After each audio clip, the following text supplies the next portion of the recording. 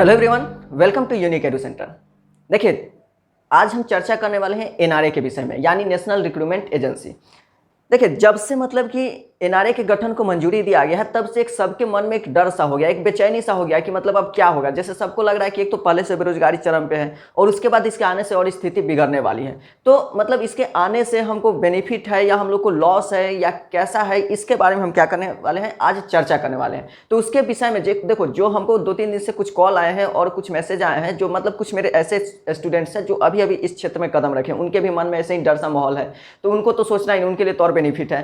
Plus में कुछ जो हमसे बड़े भी हैं वो भी हमको कॉल करके बोले कि अभिषेक भाई बताओ कि मतलब कि क्या है, कैसा है। तो एक्चुअली में तो हम उन लोग को मतलब डाउट क्लियर कर चुके हैं, लेकिन फिर भी मतलब कि हम आप लोग के लिए सोचे कि वीडियो एक बना देते हैं। तो कुछ हम पॉइंट्स के हैं जो हमको क्वेश्चन पूछा गया, उस क्वेश्चन के आधार पर हम कुछ पॉइंट्स बनाए और उस पॉइंट्स पर हम डिस्कस करेंगे और पता करेंगे कि हमसे इसको मतलब इससे हमको बेनिफिट है या हमको लॉस है। देखो, जो पॉइंट्स बना है, आपको पॉइंट देख रहे हैं कि ये सब आपका पॉइंट बना हुआ है और इसी पर हम क्या करने वाले हैं, चर्चा करने वाले हैं। तो चलिए शुरू करते हैं और चर्चा करते हैं और देखते हैं कि हमको इससे क्या है, बेनिफिट है या फिर हमको लॉस है। तो सबसे पहले देखो, एनआरए क्या है। तो इसका जो फुल फॉर्म होता है नेशनल रिक्रूटमेंट एजेंसी। देखो, एजेंसी का मतलब क्या होता है, इसका काम क्या है। अगर वर्क कहें तो देखो, all pre exam of RRB, IBPS, SSC. देखो, जो आईबीपीएस, आरआरबी और एसएससी है, इन तीनों का, जैसे देखो पहले हम एग्जाम देते थे, एसएससी का एग्जाम दे, रेलवे का एग्जाम दे या फिर आईबीपीएस का, सभी में हमको क्या करना पड़ता, 3-3, 4-4 एग्जाम देना पड़ता था। प्री देना पड़ता था, मेंस देना पड़ता था, उसके बाद इंटरव्यू हो गया या कभी कंप्यूटर का जानकारी हो गया, तो हमको 3-4 एग्जाम देने पड़ते थे। तो सभी का जितने भी प्री एग्जाम है उसका जो होगा वो कंडक्ट कौन करवाएगा, एनआरए कंडक्ट करवाएगा। उसके साथ साथ आपका एग्जाम तो कंडक्ट कराएगा ही, साथ में जैसे जो भी होता था, मान लो कि हमको क्या है कि फॉर्म भरवाने का काम, एजेंसी का एक मतलब समझो कि एजेंसी का काम क्या होता है। जैसे फॉर्म भरवाने का काम हो गया, आपको जैसे एप्लीकेशन स्टेटस चेक करने के लिए आता है तो वो काम आपका हो गया, या फिर आपको कहें तो जैसे एडमिट कार्ड जारी करना, एग्जाम लेना, ये सारा काम जो होता है ना वो एक एजेंसी का होता है। तो एनआरए ये सब काम करेगा। यानी कि अगर सिंपल सा बात है कि जो ये क्या होता है कि एडमिट कार्ड जारी करना, एप्लीकेशन स्टेटस चेक करना, तो ये सब 3-3, 4-4 जगह, मतलब कि अगर फॉर्म भरते थे तो हमको चारों जगह टाइम अलग लगता था। तो वो सब बचत होने को बाद में हम चर्चा करेंगे, ठीक है। देखो, ये जो एनआरए जो तुमको टेस्ट लेगी शॉर्टलिस्ट करने के लिए, जो प्री स्टूडेंट का शॉर्टलिस्ट करने के लिए जो टेस्ट लेगी, उस टेस्ट को हम बोलेंगे सीईटी, मतलब कॉमन एंट्रेंस टेस्ट, ठीक है। यानी वो जो टेस्ट लेगी उस टेस्ट का नाम है क्या है, सीईटी। अब वो टेस्ट 3 प्रकार का लेने वाली, वो जो टेस्ट होगा सीईटी होगा 3 प्रकार का होने वाला। कैसे, तो देखिए, 10th के लिए अलग होगा, 12th के लिए अलग होगा और ग्रेजुएट के लिए अलग होगा। अब सवाल एक ये भी आता है यहाँ कि सर अगर हम ग्रेजुएट में है तो हम कौन सा सीईटी देंगे, 10th वाला सीईटी देंगे, 12th वाला सीईटी देंगे या फिर ग्रेजुएट वाला सीईटी देंगे। तो ये डिपेंड करता है आपको, आप कैसा मतलब कि जॉब करना चाहते हैं। आप चाहते हो कि नहीं हमें सिर्फ स्टैंडर्ड जॉब मिले, यानी ऐसा जॉब जो सिर्फ ग्रेजुएट लेवल का हो, तो आप सिर्फ अगर ग्रेजुएट लेवल का दोगे तो काम चल जाएगा। लेकिन अगर आपको एमटीएस भी देना है, अगर आपको सीएचएसएल भी देना है, आपको अगर कोई पुलिस का या मतलब कोई क्लर्क टाइप का एग्जाम देना है या 10th या 12th लेवल का, तो आपको ये दोनों देना पड़ेगा। आप अगर ग्रेजुएट दोगे तो सिर्फ वही एग्जाम भर सकते हो जो ग्रेजुएट लेवल पर है, 10th या 12th लेवल वाला आप फॉर्म नहीं भर सकते हो। अगर 12th लेवल का फॉर्म भरना है तो आपको 12th का एग्जाम देना पड़ेगा। 12th का एग्जाम नहीं, 12th लेवल का जो ये सीईटी होगा वो देना पड़ेगा। बात समझ में आई। उसके बाद देखो, अब क्या है सिलेबस। तो सिलेबस का अभी तक किसको चर्चा नहीं किया गया है कि सिलेबस इसका क्या रहने वाला है। ऐसा कोई चर्चा नहीं है कि मतलब सिलेबस क्या रहेगा, सिलेबस क्या नहीं रहेगा, अभी कुछ नहीं बताया गया। वो आपको आने वाले कल में बताया जाएगा।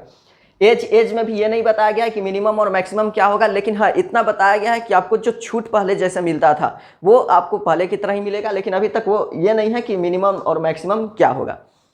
वैलिड, जो आप एग्जाम दोगे, जो उसका रिजल्ट आएगा, वो जो रिजल्ट होगा वो 3 साल के लिए आपका क्या होगा, वैलिड रहने वाला है। वो मतलब आपको 3 साल के लिए उसमें क्या होगा, आपका मान्यता मिलेगा। 3 साल तक कोई भी आप क्या कर सकते हो, एग्जाम दे सकते हो। उसके बाद क्या है, चांस। आपको देखो चांस इनफाइनाइट मिलने वाला, आप जितना मन उतना मतलब जितना बार मन उतना बार क्या कर सकते हैं, एग्जाम दे सकते हैं। आपके लिए उसके कोई रोक टोक नहीं है। 1 साल में 2 बार होगा, मन करे तो आप दोनों बार बैठिए, मन करे तो आप एक ही बार बैठिए, उससे उसको मतलब गवर्नमेंट को कोई इशू नहीं है, वो आपके ऊपर है। बात समझ में आई।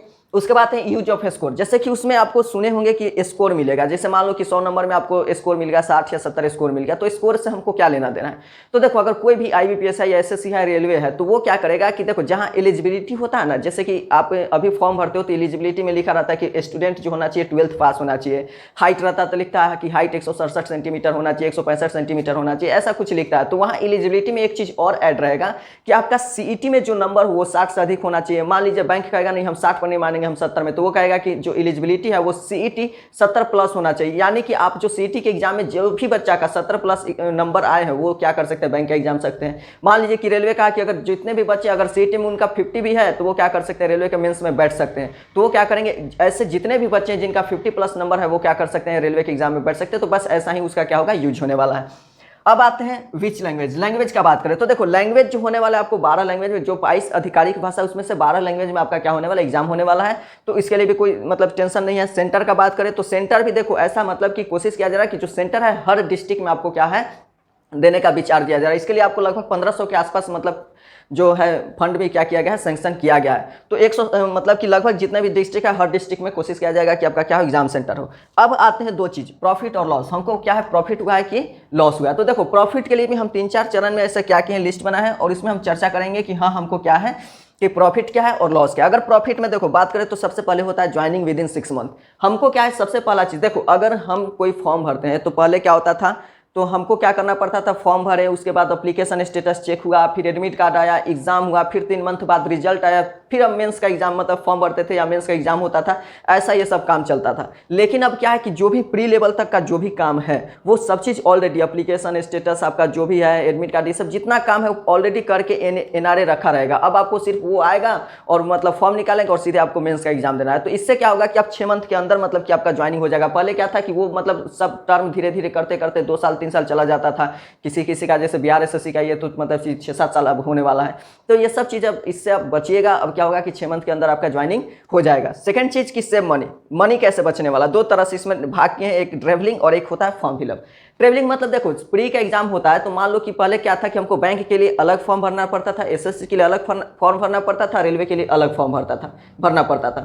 अब ऐसा तो नहीं, एक ही फॉर्म भरेगा तो बैंक में भी काम आ जाएगा, वो SSC में भी काम आ जाएगा और वो रेलवे में भी काम आ जाएगा। तीनों के प्री एग्जाम में काम आने वाला है। तो यहाँ से पैसा बचेगा, बार बार जो अलग अलग फॉर्म के लिए अलग अलग पैसा देते हैं ये चीज़ बचने वाला है। दूसरा चीज़ कि फॉर्म भरने के बाद जो आप एग्ज़ाम देने जाते थे तो ट्रेन का जो भाड़ा होता था या फिर वहाँ रह रहे हैं, वहाँ खाना पीना खा रहे हैं, तो ये सब के लिए आप पैसा देते थे। तो ये सब भी आपका क्या होना बचने वाला। अब आपको 10 बार एग्जाम देने नहीं जाना पड़ेगा, आप सिर्फ एक बार एग्जाम दीजिएगा तो जो खर्चा आएगा वो आपको एक ही बार लगने वाला है। पहले एक ही वही चीज़ के लिए आपको 10 बार खर्चा बैठता था, तो कहीं ना कहीं आपका पैसा भी मतलब कि बचने वाला है। तो ये इससे उन स्टूडेंट्स को फायदा होने वाला है जो क्या होता है कि देखो हर कोई क्या होता है कि परिवार से वेल मेंटेन्ड नहीं होता है। बहुत सारे ऐसे बच्चे होते हैं जो अपना मतलब हाफ टाइम जॉब करके वो क्या करते हैं, अपना पढ़ाई करते हैं, तो उनको बहुत राहत मिलने वाला है। उसके बाद देखो सेव टाइम भी बचेगा। जैसे अगर मान लो कि कहीं भी अगर एक बार आपका एग्जाम होता था, एक बात बताओ, पहले क्या था कि अगर एग्जाम होता था तो बिहार का लड़का को भेजा जा रहा था बेंगलोर का लड़का दिल्ली जाता था, दिल्ली का लड़का आसाम और आसाम का लड़का उत्तर प्रदेश, इस तरह से मतलब पहले चलता था, तो घूमते रहता था। तो वैसे क्या एक तो सेंटर मतलब कि हर डिस्ट्रिक्ट में आएगा तो आपको ये भी बेनिफिट होगा कि आप अगर पटना का है तो एग्जाम आपका पटना में ही हो जाएगा, आपको इधर उधर घूमना नहीं पड़ेगा। दूसरा चीज है कि आप क्या है कि एक ही बार कहीं अगर मान लीजिए कहीं जा भी रहे तो एक ही बार जा रहे हैं, तो मान लो कि अगर 2-3 दिन खर्चा भी हो रहा है तो आप 2-3 दिन के लिए ना, पहले तो अगर 10 एग्जाम था तो 10 या 30 दिन आपका 1 मंथ ऐसे ही बर्बाद हो जाता था। तो अब आपको 1 मंथ ये बचने वाला है जिसमें आप चाहे तो आप अपना पढ़ सकते हैं। आपका जो भी होगा एक एग्जाम के लिए 2 या 3 दिन जो भी बर्बाद होने वाला होगा वो बर्बाद होगा, उसके बाद बाकी जो 27 दिन बचेगा आप बैठ के पढ़िएगा।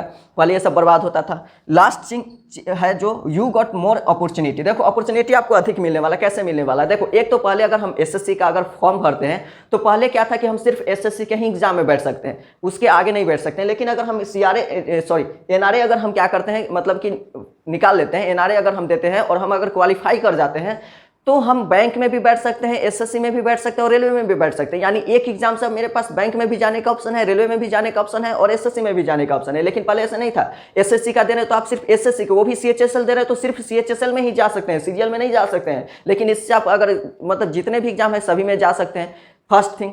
सेकेंड थिंग, ऐसा कहा गया है कि देखो शुरुआती चरण में सिर्फ IBPS, RRB और SSC ही इसका यूज करेगी। शुरुआती चरण में अगर देखा जाए तो सिर्फ इसको 3 ही संस्था यूज करने वाली है, SSC, RRB और IBPS। लेकिन आने वाला कल में मतलब 2-3 सालों के बाद ये जो है प्राइवेट सेक्टर को भी खोल दिया जाएगा। यानी कि अगर प्राइवेट सेक्टर के जो भी मतलब कंपनी है अगर वो उनको मतलब कर्मचारी की जरूरत है तो वो चाहे तो एनआरए के स्कोर से मतलब सीईटी का जो स्कोर होगा उससे क्या कर सकते हैं, वो मतलब कि कर्मचारी को ले सकते हैं। पर अभी क्या है कि अभी अगर आपको प्राइवेट सेक्टर में जाना है तो अभी भी बहुत से ऐसे अच्छे अच्छे पोस्ट हैं जहां अगर आपको जाना है तो आप सिर्फ रिलेटिव के थ्रू जा सकते हैं। मतलब कि वहां वही लोग पहुंचते हैं जहां मतलब कि उनके जो रिलेशन में है वो लोग वहां पहुंचते हैं। लेकिन आने वाले कल में आप अपने काबिलियत से प्राइवेट सेक्टर में भी जा सकते हैं। मतलब अभी भी तो जाते हैं, ऐसा बात नहीं कि हम नहीं कहेंगे, लेकिन अभी भी ऐसा बहुत से पोस्ट है जहां जाने के लिए आपको रिलेटिव्स की जरूरत होती है, कोई जान पहचान की जरूरत होती है। लेकिन आने वाले कल में ये चीज और बदलने वाला है, वहां आप काबिलियत से जाइएगा।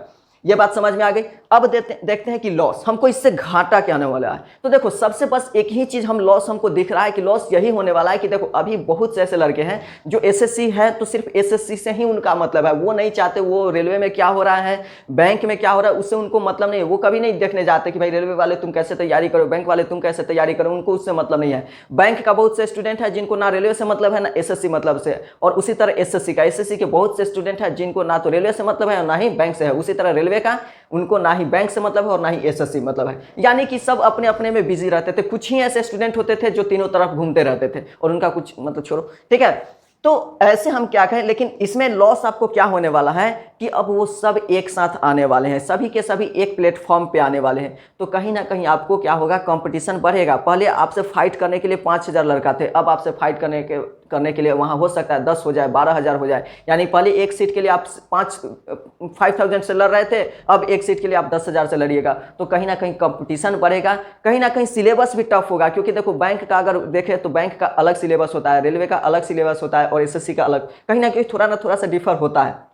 लेकिन हम एक ऐसा एग्जाम ले रहे हैं जिसमें तीनों को बुला रहे हैं, तो ऐसा सिलेबस जरूर बनाया जाएगा जो तीनों को क्या करे, तीनों को मिला के हो, तीनों को मतलब मदद करने लायक हो। तो कहीं ना कहीं लेवल हो सकता है कि थोड़ा टफ हो जाए, थोड़ा स्टैंडर्ड क्वेश्चन आएगा और सिलेबस में मतलब कि थोड़ा टफ होगा और कंपटीशन भी थोड़ा टफ होने वाला है। तो हम तो बस इतना ही कहेंगे कि देखो जो भी पढ़ने वाले बच्चे हैं, जो पढ़ना चाहते हैं और जो नया स्टूडेंट है जो अभी मतलब कि अभी जस्ट एंट्री लिए, तो उनको तो टेंशन वाला बात नहीं। तुम्हारे सामने तो पूरा सब चीज़ क्लियर है कि तुमको आगे कैसा रास्ता जाना है। दिक्कत होने वाला होगा तो उन लोगों को होने वाला है जो 3-4 साल से मतलब कि इसमें है, वो कोई और सिलेबस पढ़ रहे थे, अब उनको कोई और सिलेबस पढ़ना पड़ेगा। यानी आधे रास्ते से जाके उनको क्या करना है, अपना ट्रैक चेंज करना है। तो उन लोगों के लिए थोड़ा बहुत दिक्कत हो सकता है, लेकिन नए स्टूडेंट के लिए कोई दिक्कत नहीं। तुम्हारे सामने तो सब चीज़ खुला हुआ है, तुम क्या करो अपना उसी हिसाब से क्या करो, तैयारी करो। एक चीज़ और है कि सर ये लागू कब से होगा, तो तुम ये इसका मतलब जवाब देने से पहले एक चीज़ हम तुमसे पूछेंगे कि तुमको क्या लग रहा है कि हाँ 2020 में लागू हो जाएगा। 2020 में हमको तो नहीं लगता कि जनवरी फरवरी और कोरोना के बाद सीधे दिसंबर आएगा, हमको तो नहीं लगता 20 में कुछ आने वाला है, ठीक है। तो ये जो लागू होने वाला है 2021 से ही लागू होगा, 2020 में लागू होने वाला नहीं है।